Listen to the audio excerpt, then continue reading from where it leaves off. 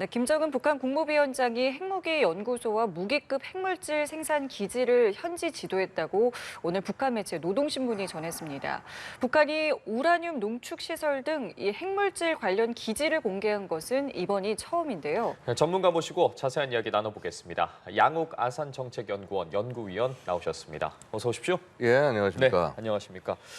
앞서 최근에 북한이 계속해서 오물풍선을 비롯해서 어제 탄도미사일까지 도발 수위를 높여오고 있는 상황이었는데 오늘 김정은 위원장이 우라늄 농축 시설을 시찰한 내용과 사진을 공개를 했습니다. 이 우라늄 농축 시설이라는 게 사실 핵탄두 제조와 연관이 있지 않겠습니까? 어떠한 과정을 거쳐서 이런 핵탄두를 제조하게 되는 건지 먼저 궁금합니다. 자, 일단 이제 우라늄부터 말씀을 드리면은요. 예. 북한이 이제 핵탄두를 만들 때 쓰는 이 핵물질 종류가 두 가지입니다. 이제 플루토늄하고 우라늄인데요. 플루토늄 같은 경우는 사실은 이제 그 핵 연료, 폐 연료봉을 재처리해서 이제 활용하는 방식인데 사실 생산량이 좀 한계가 있습니다. 북한 입장에서는. 예. 그런데 이제 이 우라늄 같은 경우는요. 소위 이제 90% 이상급의 고농축 우라늄은 이렇게 그 핵 무기로 사용을 할 수가 있습니다. 핵탄두로 사용을 할 수가 있는데, 자, 문제는 자연적인 상태의 우라늄은요, 이 핵폭발에 필요한 그 성능이 나오지가 않습니다. 그래서 우라늄 그 235라고 하는 물질을 모아야 되는데, 우라늄 238과 235라는 두 가지가 있는데, 이 235를 모아야 돼요. 근데 이걸 모으는 게 사실은 쉽지가 않습니다. 그래서 일단은 이제 이 우라늄이 들어간 기체를 만들어요. 그래서 육불화 수소라고 그래서 이 기체를 만들면 이 기체를 원심 분리기에 집어넣고 열심히 돌립니다. 예. 돌리면은 그 우라늄 그 235가 따로 빠져나오고 그래서 그것을 채집해서 이제 90% 이상급의 것을 만들어야 이제 핵탄두를 만들 수가 있는 거예요. 자, 근데 이제 어떠냐 하면요. 통상 이 원심 분리기 1000개를 1년 365일 열심히 돌려야 핵폭탄 1개에 해당하는 분량이 나옵니다. 그래서 보통 이제 그렇게 하면 20에서 25kg 정도의 고농축 우라늄이 나오는 것이고요. 예. 자, 근데 문제는 북한이 과연 이 원심 분리기를 몇 개 갖고 있냐가 관건이겠죠. 네. 최소한 10,000개 이상 갖고 있다고 보고 있습니다. 예. 그래서 저 이제 북한의 생산 능력 좀 이따 기회가 되면 자세히 더 말씀드릴 수 있겠습니다만은 저희 연구원에서 추정하기로는 연간 12발에서 18발까지에 해당하는 핵물질을 플루토늄과 그 고농축 우라늄 전부 다 합쳐서 네. 그렇게 이제 북한이 확보할 수 있다고 보고 있고요. 그 중에서 아무래도 고농축 우라늄 쪽이 훨씬 더 많은 양을 확보할 수 있다라고 바라보고 있습니다. 지금 사진이 나오고 있는데 예. 그러면은 지금 조금 전에 말씀하신 게 그 원심 분리기가 10,000개 정도 있다고 하셨는데 지금 저기 보이는 저게 원심 분리기입니까? 예, 맞습니다. 저렇게 굉장히 동그랗게 기다랗게 돼 있는 원통형으로 관이죠. 돼 예, 있죠. 원통이죠. 그렇죠? 예, 예. 자, 저것이 아마 이제 지금 저기 있는 숫자는 제가 다 일일이 세본 것은 아니지만 예. 아마 최소 1000개는 확실하게 넘어갈 것이라고 어. 보여지고요. 그렇습니다. 지금 북한이 보면은 저희가 이제 대부분 추정한 게 영변의 농축 시설에 한 4,000개 정도. 네. 그다음에 강선, 그다음에 그 이외 기타 지역에 한 6,000개 이상 정도가 있고 네. 특히나 이제 2021년에 영변 농축시설 쪽에 이 추가 공사가 된 걸로 봐서는 최소 1,000개 이상이 더 추가됐고 그다음에 올해 또 네. 얼마 전에 IAEA에서 지적도 했었습니다만 강선 쪽 시설에서도 또 공사가 있었어요. 그래서 이 강선 쪽에서는 농축뿐만 아니라 사실 저 원심 분리기를 또 생산을 해야 되지 않습니까? 네. 예. 원심 분리기를 만들기도 하거든요. 그래서 저쪽에 또 1,000개 이상 정도가 더 증설이 됐을 것이다라고 이렇게 추정을 하고 있습니다. 그래서 이런 측면에서 보면 결국 북한은 계속 지속적으로 하여튼 이 고농축 우라늄 확보를 위해서 계속 그 노력을 하고 있는 것을 볼 수가 있는 거죠. 지금 저 사진을 찍은 저 시설이 정확히 어딘지는 나오지 않았죠. 사실 정확히 저희가 어딘지는 알 수가 없습니다만은 예. 아마도 규모를 봤을 때는 영변이나 강선 둘 중에 한 군데가 아닐까 생각이 됩니다. 사실 지금 말씀드린 두 곳이 가장 대표적인 곳이고 아마도 그 우리 뭐라 그럴까 언론이라든가 이걸 통해 가지고 해서 저쪽에 농축 시설이 있구나라고 알려진 곳이기 때문에 네. 저기를 선택했을 가능성도 있고요. 사실 그거 이외에도 최소 한 3-4개 이상의 시설이 있는 것으로 추정이 됩니다. 사실 보시다시피 저렇게 원심 분리기 설치하는 게 건물 안에다 놓고 열심히 돌리기만 하면 되는 거거든요.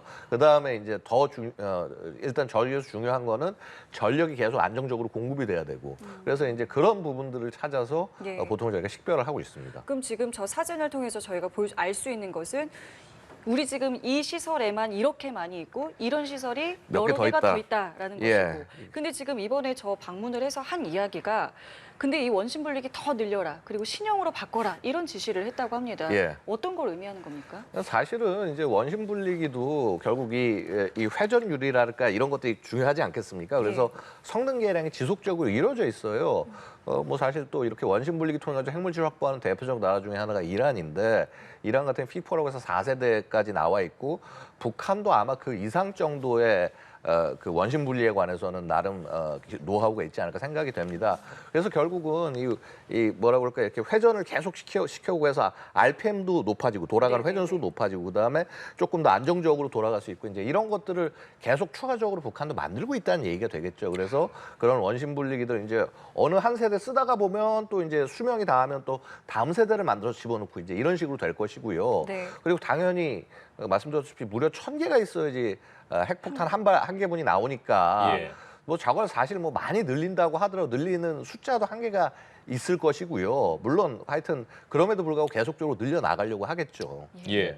지금 그렇다면 도대체 왜 이 시점에 북한이 이번 우라늄 시설을 전격적으로 공개했는지를 살펴봐야 할 것 같은데 지금 미 대선이 이제 50여일밖에 남지 않았습니다. 관련해서 좀 북한이 미 대선에 영향을 끼치는 의도가 있는지 사실 앞서 TV 토론 때도 뭐 해리스 부통령도 그렇고 트럼프 전 대통령도 그렇고 북한에 대한 언급이 있지 않았습니까? 그렇죠.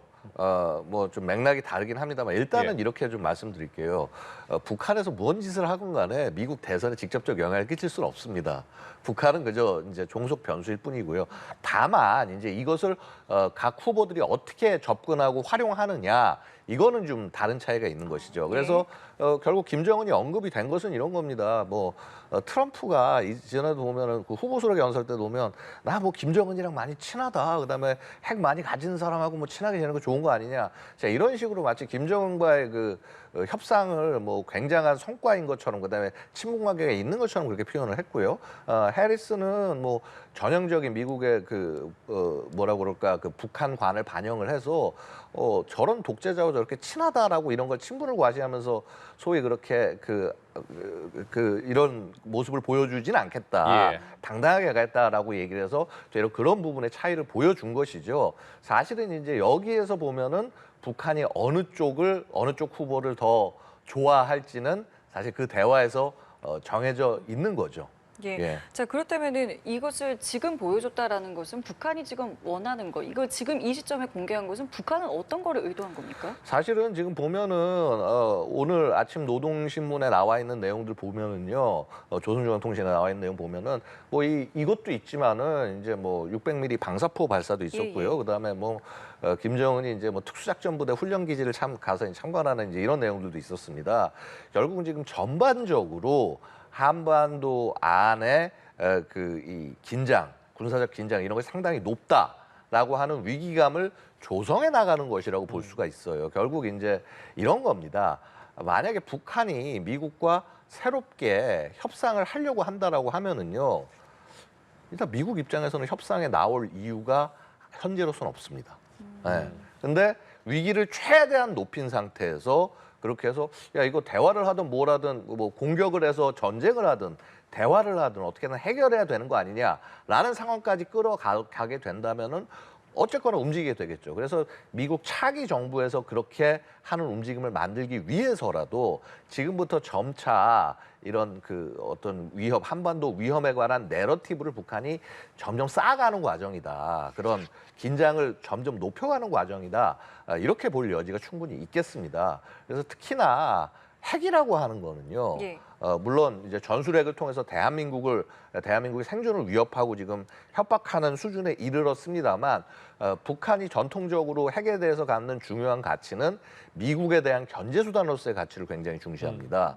그래서 소위 자신들도 소위 핵을 가진 국가로서 미국과 대등하게 뭐 예를 들어서 경쟁을 하고 대항을 하고 심지어 그렇게 해서 협상도 같은 대등한 자격으로 할 수 있다. 자, 이런 논리들을 빌드업해 나가는 것이고요. 사실은 지난 그 북미 미북 간의 그 협상을 이렇습니다. 뭐 우리는 뭐 일부 굉장히 희망적인 사고를 가지고 비핵화를 위해서 접근하는 것이다라고 얘기를 했습니다만은요.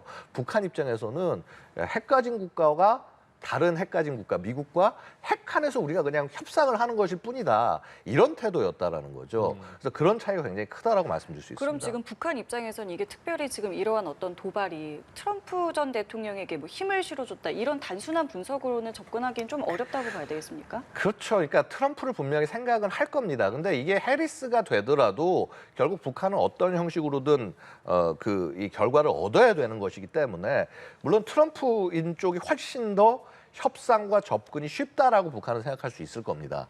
특히나 왜냐하면 지난번에 그 미국 정상회담에서 보면 예를 들어서 존 볼튼 같은 인사들이 이 트럼프의 성급한 행보를 막았는데 만약에 지금 이제 차기 다시 이제 트럼프 2기가 된다고 한다면 더 이상 존 볼튼과 같은 그런 인사들이 없습니다. 그저 트럼프의 예스맨들이 둘러싸게 될 것이고요. 그렇다면 사실은 어떻게든 성과를 얻고 싶은 트럼프가 북한의 핵 보유를 사실상 인정하게 되는 그런 모양새가 되게 하는 거 이게 이제 북한의 최종적인 엔드게임이라고 최종적 목표라고 말씀드릴 수가 있을 겁니다.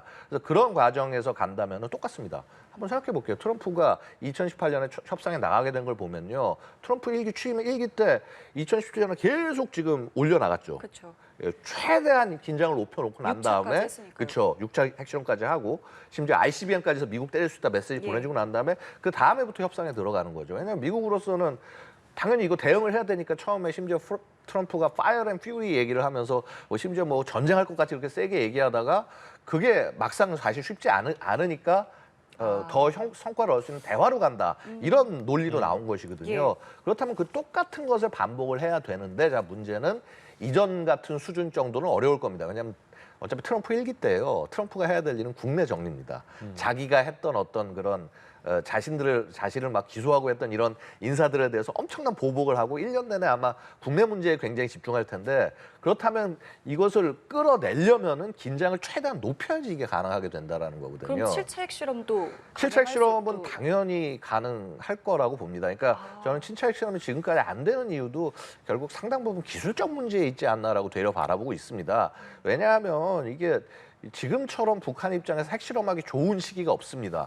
러시아 자신 편이지. 중국 계속 뒤에 빠져 있지. 자 그러면 핵실험을 하더라도 국제 제재를 받을 가능성이 굉장히 낮거든요. 그래서 사실 이미 그런 후기는 와 있는 상태라고 볼 수 있고요. 특히나 사실 이번에 7차 핵실험을 해야 북한이 자신의 핵 능력을 본격적으로 과시할 수 있게 됩니다. 그렇죠. 그게 왜 그러냐면은요. 결국 북한이 얼만큼의 핵탄두를 보유할 수 있냐의 문제예요. 한번 생각을 해보겠습니다. 그러니까 지금 저희 그 아산 정책연구원에서 미국의 랜드 연구소와 함께 이제 2021년 연구를 한 게 있어요. 북핵이 어떻게 대응할 것인가라는 보고서를 통해서 저희가 분석을 한 게 아까 말씀드렸듯이 북한이 연간 최소 12발에서 18발 정도에 해당하는 핵탄두를 이렇게 핵탄두에 해당하는 핵물질을 생산할 수 있다. 네. 자, 그럼 이게 어떻게 될 거냐 예측을 해야 되는데요. 지금 올해 정도 시기가 되면은 최소 150발 이상이 되는 거고요. 누적되는 누적이요. 핵 물질량이 자 2027년이 되면 200발이 넘어갑니다.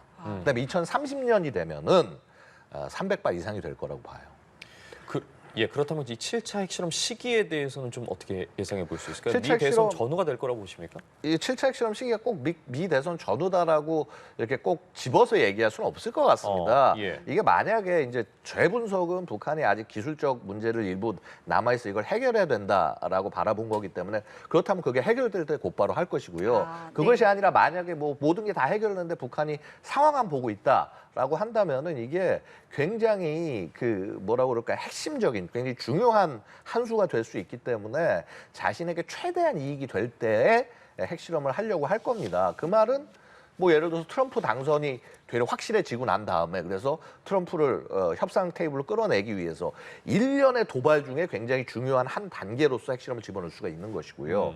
뭐 아니면 해리스가 그대로 간다라고 할 경우는 자신들 상황에 따라서 상황을 타개하거나 혹은 새로운 위기를 만들거나 할 때 그렇게 사용할 수 있기 때문에 그 시기에 관해서는 단순히 이게 뭐 대선하고 직결돼 있다고 얘기하기는 어려울 겁니다.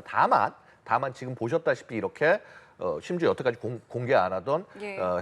뭐라 그럴까 우라늄 우라늄 농축시설까지 시설, 공개를 하면서 이런 행위들 자체가 사실은 어떻게 보면 미 대선과 관련된 움직임 중에 하나라고 당연히 분석할 수가 있는 것이고요. 예. 이런 것들은 앞으로도 어떤 형식으로든 이런 깜짝 쇼는 계속이 될 거다. 사실 북한이야말로 세계적으로 자신에게 관심을 모으고 싶어하는 굉장히 관종적 성격의 국가다라고 말씀드릴 수 있겠습니다. 예, 알겠습니다. 앞으로 북한의 행보를 저희가 계속 좀 유의 깊게 좀 살펴보도록 하겠습니다. 오늘 말씀 여기까지 함께 할게요. 지금까지 아산정책연구원의 양욱 연구위원과 함께했습니다. 오늘 말씀 감사합니다. 고맙습니다. 네, 감사합니다.